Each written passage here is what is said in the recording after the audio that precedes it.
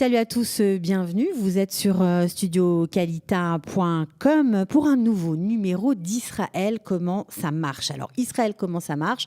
On a abordé de nombreux sujets et ce n'est que le début. On aura l'occasion d'aborder toutes les questions qui agitent la société israélienne pour vous qui venez peut-être d'arriver, pour vous permettre de mieux comprendre où vous avez débarqué, avoir les codes, les usages, les coutumes, savoir la décrypter, cette société nouvelle dans laquelle vous atterrissez pour mieux l'aimer et mieux vous y intégrer. Mais aujourd'hui, je ne suis pas seule. Je suis avec Daniel Haïk, que vous voyez à l'image. Bonjour Daniel. Bonjour Cathy, bonjour à tous les téléspectateurs et auditeurs. Voilà, oui, ce n'est pas vraiment de la radio en fait, puisqu'on est filmé. Alors on fera attention. Voilà, exactement. On ne peut plus dire de bêtises, mais c'est pas grave. Tant pis, on est ensemble pour parler aujourd'hui des médias israéliens. Alors les médias, c'est quoi? C'est radio, les radios, en hébreu, les TV, il y en a beaucoup. Alors on va essayer de faire le clair. On va commencer par la radio et par presque un petit historique de la radio, puisque il y a quelques semaines, les débats. Oui. Voilà, il y a quelques semaines, on a assisté à la fin de l'Office de radio et télévision israélienne, c'est-à-dire la fin de Kol Israël, la radio israélienne qui avait mis là pour la première fois il y a 81 ans et qui a pris son nom de Kol Israël au moment de la création de l'État d'Israël le 14 mai 1948. Alors, historiquement, un petit détail, une petite anecdote croustillante, il faut savoir que pour ceux qui critiquent, on va dire, l'implication du pouvoir aujourd'hui dans la presse et les médias, il faut savoir qu'à l'époque, en 1948, lorsque David Ben Gurion était Premier ministre de l'État d'Israël, on lui demandait de valider systématiquement toutes les dépêches qui devaient être lues dans les journaux de Kol Israël. Et d'ailleurs, je crois que c'est resté un usage au sein de la station pendant de nombreuses années. Il fallait checker les dépêches avant de les sortir. L'un des bureaux les plus proches du Premier ministre à l'époque, c'était le bureau du directeur de Kol Israël. Voilà, donc ça veut dire qu'il y avait déjà à l'époque une implication très nette du pouvoir qui censurait ce qu'il voulait censurer et qui ne censurait pas ce qu'il ne voulait pas censurer. Bon ben nous, on parle sans censure, vous avez de la chance. Nous, on a changé, tout ça a bien changé. Effectivement, Kol Israël, c'est la radio historique, c'est la radio que tout le monde suit, que même les Juifs à travers le monde ont suivi sur fréquences courtes, les ondes courtes à travers le monde. Aujourd'hui, alors c'est fini, mais ça existe toujours. C'est fini, mais ça s'est réincarné, on va dire, à travers le consortium médiatique qui s'appelle Cannes. Et donc on ne parle plus de Kol Israël, mais on parle de Cannes ici. Ça veut dire Cannes ici, c'est le titre, c'est le nom du nouveau consortium médiatique. Et il y a donc quasiment les mêmes types d'émissions sur les mêmes fréquences. Les fréquences ont été maintenues parce que c'est important de le souligner. Il n'y a pas beaucoup de fréquences disponibles en Israël, ce qui veut dire que la plupart des fréquences sont utilisées par l'armée israélienne. Donc les fréquences FM. Voilà, c'est pour nos amis, pour ceux qui auraient eu par exemple l'intention de créer une radio en Israël sur une FM. Sur un FM, il faut savoir que c'est quasiment impossible, si ce n'est impossible, parce que l'attribution de fréquences est extrêmement parcimonieuse. On peut pas créer de nouvelles fréquences, c'est très rare. Il faut attendre qu'il y en ait une qui se libère. C'est très compliqué. Alors c'est très compliqué.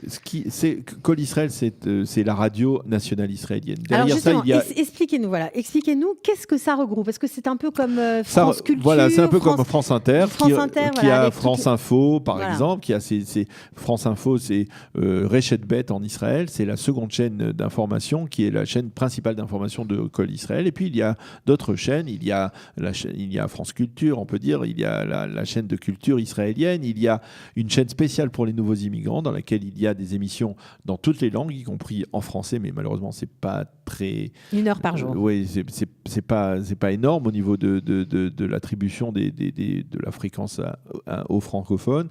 Et puis il y a d'autres, une chaîne de Reshet Gimel qui est une chaîne de musique plus essentiellement. Alors là c'est plutôt de la musique israélienne. Alors ça c'est tout uniquement. Le consortium au niveau de la radio publique israélienne. Il y a un deuxième point important, et ça c'est une spécificité, une particularité israélienne. C'est Galei Tzahal, la radio de l'armée israélienne. C'est une radio qui existe depuis bien avant la création de l'État d'Israël ou avant la création création de l'État d'Israël, et qui a grandi avec l'État d'Israël et qui s'est développé à l'intérieur de Tsahal et qui en fait d'une certaine manière pour limiter, on pourrait en parler pendant longtemps. Mais c'est en fait la pépinière de journalistes israéliens. Tout journaliste israélien qui se respecte et qui veut faire carrière, soit dans la radio, soit dans le monde de la télévision en Israël, doit passer par Galey Tzahal. Ou est passé par Galey Tzahal. Et il a fait ses armes, ses classes sur Galey Tzahal. C'est une radio, on va dire, jeune à la fois, mais qui est controversée aussi, parce que peut-être que certains estiment qu'aujourd'hui, dans l'État d'Israël, dans l'armée israélienne, on n'a pas besoin d'une radio militaire. C'est un débat qui ressort régulièrement dans la société israélienne. C'est une composante historique du pays qui n'a pas encore été remise en cause totalement. Voilà, elle continue à émettre. Et derrière ça, alors Galgalat, c'est une des filiales de Galey Tzahal. C'est la radio qui sert les automobilistes. Hein. C'est un peu comme je ne sais pas comment on appelle ça en France. Une radio de musique. Une radio de la circulation routière et qui donc distribue. Bison futé. Oui, je ne sais pas si c'est bison futé, mais enfin bon, disons que c'est une radio qui aide les automobilistes à mieux circuler sur les routes d'Israël. Et bien entendu, beaucoup de musique et beaucoup d'informations sur les embouteillages un peu partout en Israël. Dieu sait s'il y en a. Ça, c'est pour une filiale donc de Galey Tzahal. Et puis, il y a derrière cela, il y a les radios, on peut appeler ce que l'on peut appeler les radios presque libres. Hein, c'est une deuxième vague de radios qui ont été créées. Ce sont des radios qui sont limitées à certaines régions d'Israël, hein, qui sont des radios, on va dire, provinciales, hein, bien que c'était au début leur raison d'être, leur fonction. Aujourd'hui, elles se sont développées au niveau national. Je parle par exemple, et c'est très notable dans le monde orthodoxe, il y a deux radios importantes dans le monde orthodoxe, Radio Kol Chai et Kol Berama. Ce sont deux radios, l'une est plus, on va dire, d'orientation ashkénaze, la seconde plus d'orientation séfarade, et elles émettent sur l'ensemble du pays. Elles sont très suivies par le public orthodoxe et même par le public qui n'est pas obligatoirement orthodoxe. Il y a encore peut-être deux ou trois autres. Oui, après il y a 88. Il y a des radios musicales, il y a Radio Yerushalayim, qu'on peut entendre sur 101 FM, 89.5. Donc il y a quelques radios. Voilà, ça c'est pour les radios. Parlons peut-être un peu avec un peu plus d'intérêt de la télé, parce que la télé c'est quand même assez intéressant. Il faut savoir aussi, puisque je vais citer Ben Gurion pour la radio, on va le citer aussi pour la télé, que Ben Gurion était absolument opposé à l'ouverture d'une télévision israélienne, et qu'il a fallu attendre, on va dire, 1 an après la guerre des 6 jours pour que la télévision israélienne voit le jour. Hein, c'est un peu stupéfiant. C'est-à-dire en 68. C'est stupéfiant parce qu'il était très moderne et très visionnaire. Alors pourquoi Ben Gurion ne voulait pas? Parce qu'il ne voulait pas que la télévision émette à partir des années 50, comme cela s'est fait aux États-Unis ou en Europe, parce qu'il estimait que la société israélienne ne s'était pas suffisamment solidifiée autour d'une sorte de culture véritable, et il craignait que la télé n'ait une influence culturelle, parcellaire, n'exporte d'autres cultures comme la culture américaine ou la culture européenne, et empêche, on va dire, la société israélienne de se doter d'une véritable culture, identité israélienne. Et ça, il faut que ce soit des hommes visionnaires comme Ben Gurion pour le comprendre.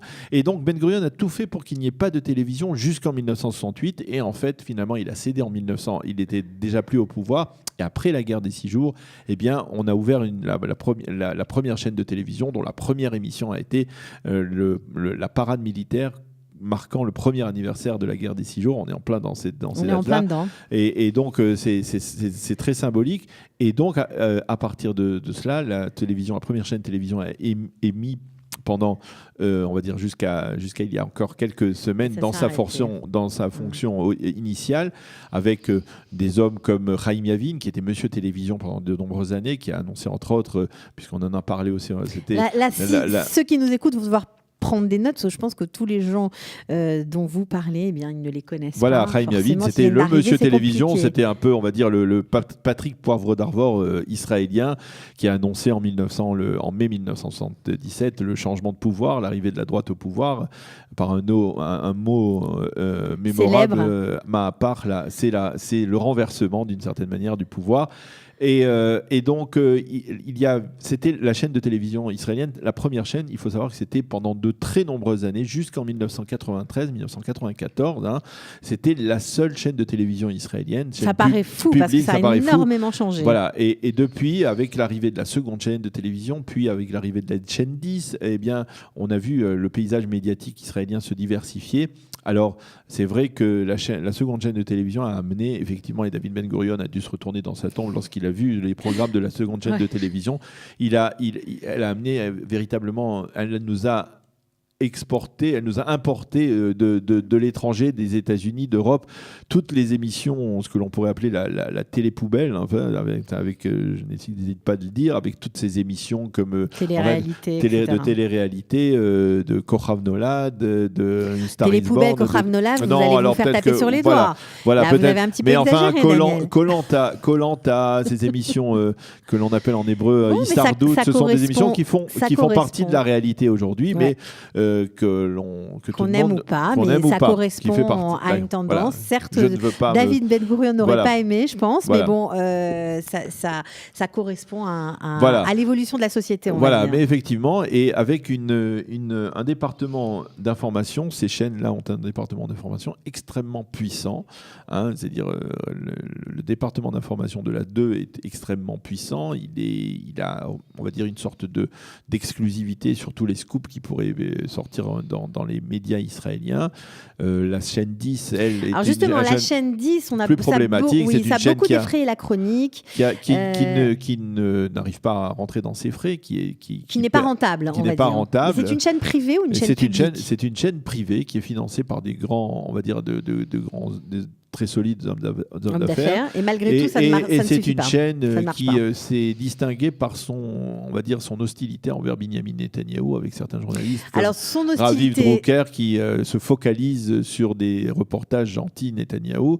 Et Binyamin Netanyahou a plusieurs fois voulu la fermer, mais il n'a pas réussi. Et donc, ça fait partie du paysage médiatique israélien. Bon, ce n'est pas que des reportages anti-Netanyahou, il y a aussi beaucoup d'émissions. Ça a amené un vent un petit peu de modernité dans le paysage audiovisuel, on va dire, israélien, avec des émissions beaucoup plus branchées. Mais au risque de paraître un peu ringard, il y a beaucoup d'Israéliens qui continuent à regarder les émissions de la première chaîne de télévision, qui sont des émissions de très haute portée culturelle et historique. C'est ça, c'est que la première chaîne, c'est pas du tout le même genre de programme. C'est très pédagogique, très éducatif, très informatif dans le sens, non pas hard news, mais en tout cas, ça passe des messages, ça apprend. C'est le but de la chaîne numéro 1. Tandis que la 10, c'est beaucoup plus fun, c'est différent. Je voudrais peut-être, puisque cette émission se termine, je voudrais peut-être faire une précision qui est valable tant pour les chaînes de télé que les chaînes de radio, que les journaux israéliens ou même que les sites internet. Et c'est une précision qu'il faut faire lorsqu'on s'adresse à des Olim Hadashim. Lisez des journaux, regardez la télé, écoutez les informations, vous allez vous constatez que c'est une sorte d'ulpan gratuit que l'on vous propose. Plus vous lirez les journaux, plus vous écouterez les informations et plus que vous les regarderez, et bien plus vous aurez des facilités à vous exprimer en ivrite. Et ça, c'est une expérience que nous avons tous vécue. Moi, je me souviens qu'au tout début de mon alia, je passais 1 à 1h30 chaque jour à lire le journal, à le décortiquer.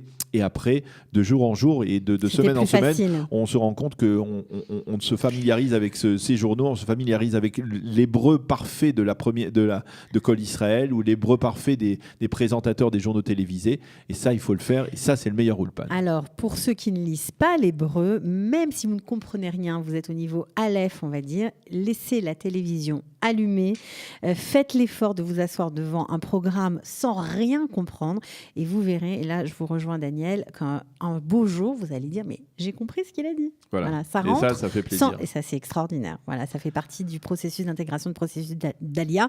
Merci beaucoup pour ce petit panorama des radios, TV, enfin de ce qui existe au niveau audiovisuel en Israël. C'était très intéressant comme toujours Daniel. Merci Cathy. On vous retrouve demain peut-être. Peut-être, avec plaisir. À bientôt. Ciao.